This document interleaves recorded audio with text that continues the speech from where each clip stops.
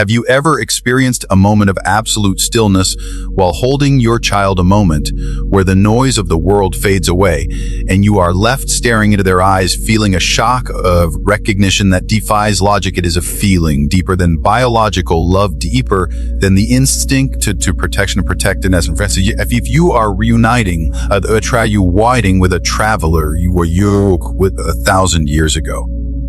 This is not a metaphor. This is the first whisper of the soul reminding you of the contract you signed before you took your first breath.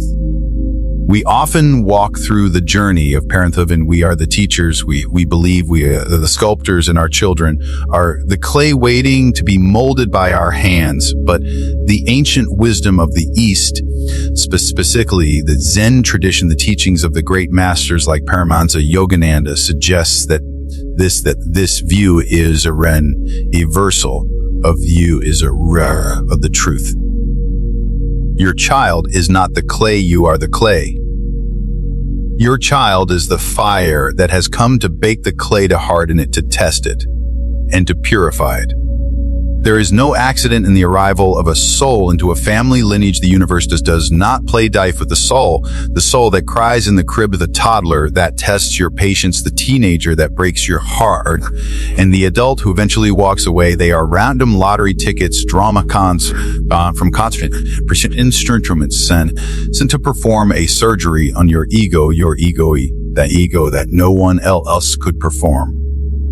To understand this, we must first strip away the fear surrounding the word karma. In the West, we have weaponized this word. We use it to mean punishment. We think if we suffer, it is because we were bad. If our child is difficult, it is because we are paying a debt. But in the eyes of the Dharma, karma is simply the law of balance. It is the physics of the soul. Imagine a pendulum. If you swing it far to the right, it must eventually swing back to the left to find its center. Your child is that swing back to the center. If you were controlling in a past life, or even in the early years of this life, your child may come as a wild, untamable spirit to teach you the lesson of surrender. If you were voiceless and timid, your child may come with a thunderous voice and a rebellious nature to teach you the power of assertion. If you abandoned others, your child may come with a deep, clinging neediness to teach you the enduring presence of presence. They are the mirror reflecting exactly what your soul has been avoiding. Let us walk deeper into this mystery, deeper than the original understanding, because to truly grasp this is to change the way you wake up every morning. Think of the friction you feel with your child, the moments where you feel you are about to break, the screaming in the supermarket, the refusal to sleep, the rejection of your advice. That friction is not a sign that something is wrong. It is a sign that the work is happening. In Zen, there is a concept of the grinding stone. A knife cannot sharpen itself. It needs the stone and needs the resistance, needs the heat created by the friction. Your soul is the knife. Your child is the stone. When you feel that heat rising in your chest, that frustration, that anger, do not run from it. Do not blame the child for being the stone in the stove. What instead, ask yourself, being sharpened in me, is it my patience? Is it my ability to love without condition? Is it my attachment to how I think things should be? This is the shift from being a victim of parenting to being a student of the soul. Let us speak of the most difficult contracts, because this is where the silence usually falls. There are souls who come into this world with heavy burdens, children born with illness, with disabilities, with minds at work in ways society does not understand. The parent looks at the sky and asks why. Why this innocent being? Why this suffering? The spiritual perspective offers a view that is breathtaking in its vastness. It suggests that a soul taking on a body with limitations is not a punished soul, but a brave one. It takes a master soul to accept a difficult vehicle. It takes a warrior spirit to say, I will go down to earth, and I will inhabit a body that cannot walk or a mind that cannot speak, so that I may teach those around me the true meaning of love. If you are the parent of such a child, you are not a victim of bad luck. You have been identified by the universe as a safe harbor. You were chosen because your soul has the capacity to expand beyond the normal limits of human endurance. You are walking a path of accelerated evolution.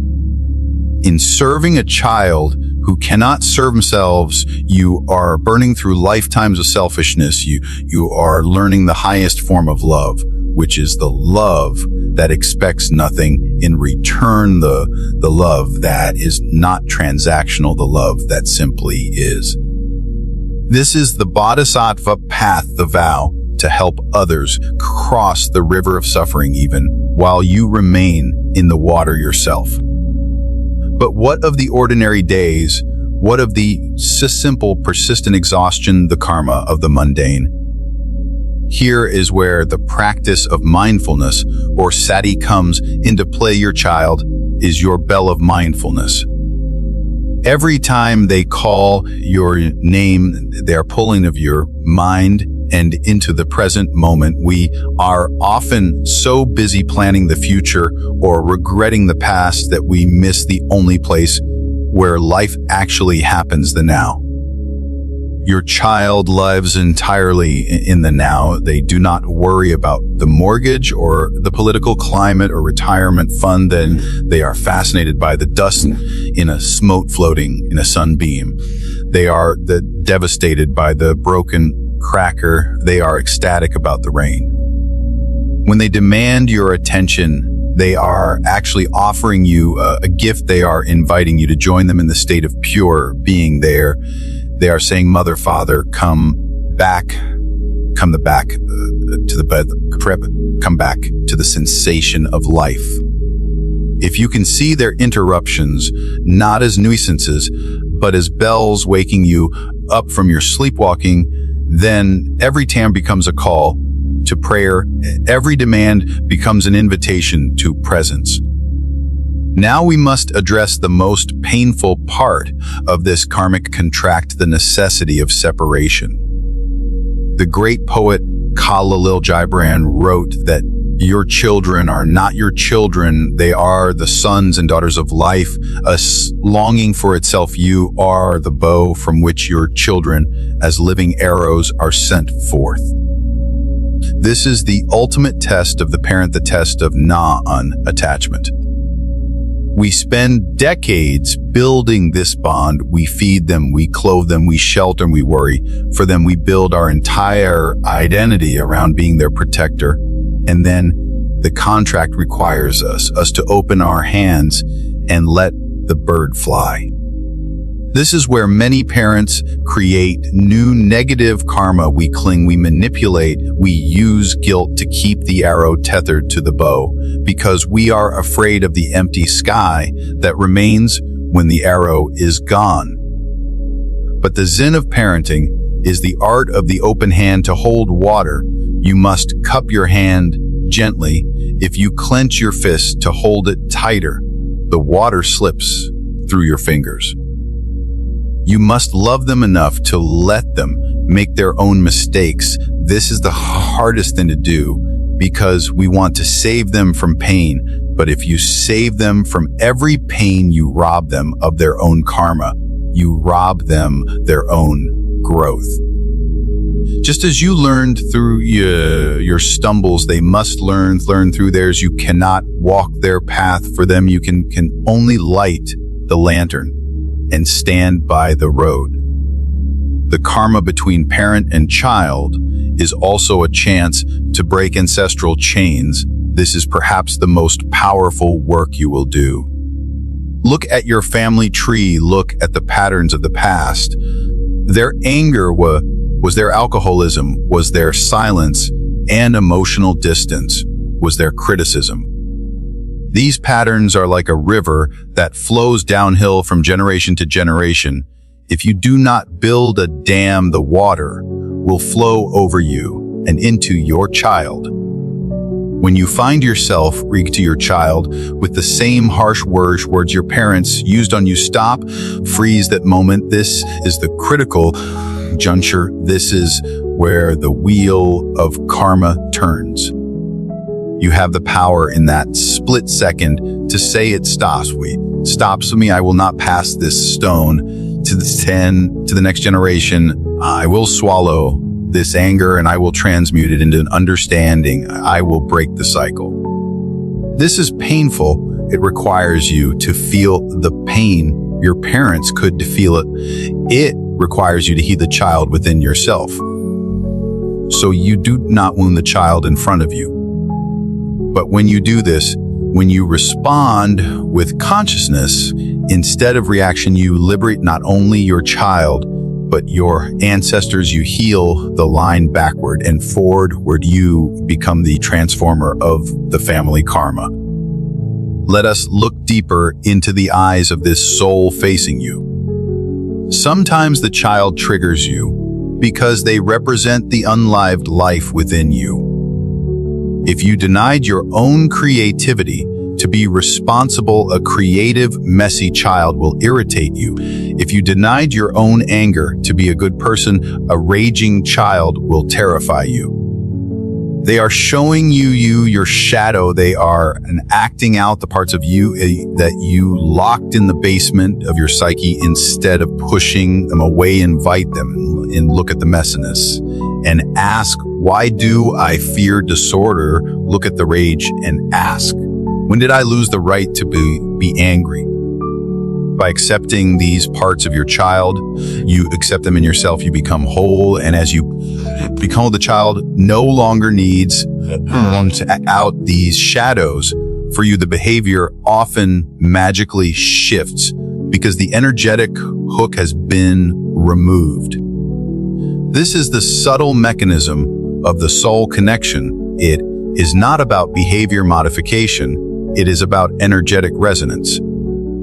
As we move toward the twilight of this understanding, we must speak of the nature of time.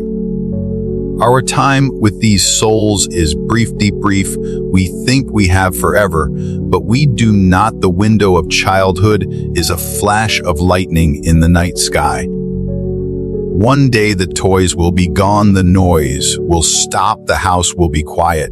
And in that silence, you will wonder, did I learn the lesson? Did I see the divinity standing in front of me in pajamas? Or did I only see the burden?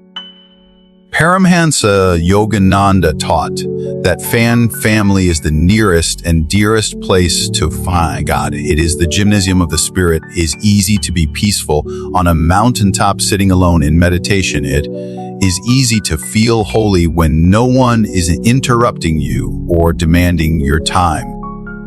But to remain peaceful when the house is in chaos, to remain loving when you are disrespected, to remain present when you are exhausted, that is the true yoga. That is the true spiritual practice.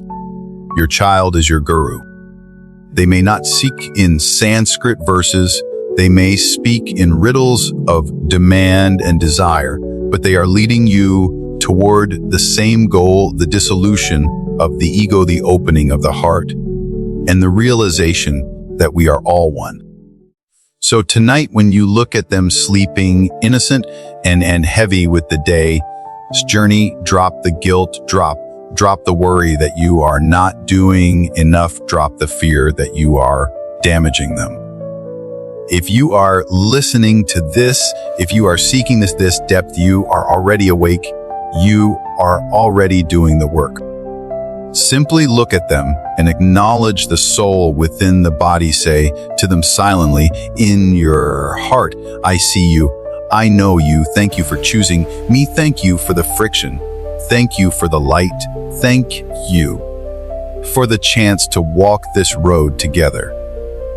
We are travelers passing through the inn of this life. You have been entrusted with this guest. Treat the guest with honor, even when they break the furniture, for they have come to show you that your possessions are Real, not, but your love is. The karma is not a chain, and it is a rope connecting two climbers on a mountain. Sometimes you pull them up, sometimes they pull you up. The goal is the summit where the air is clear and the view allows you to see that it was never about the climb, but always about you were becoming while you climbed. Let this knowing settle into your bones. You are exactly the parent this child needed, and they are exactly the child you needed. The design is perfect. The mistakes are part of the design.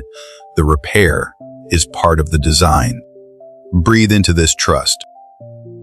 Let the anxiety evaporate like mist in the morning sun. You are not just raising a human being, you are fulfilling a sacred contract written in the stars long before the earth was formed. Walk in peace, knowing that the bond of love is the only thing that survives the journey, is the only thing we take with us when we go. And so it is.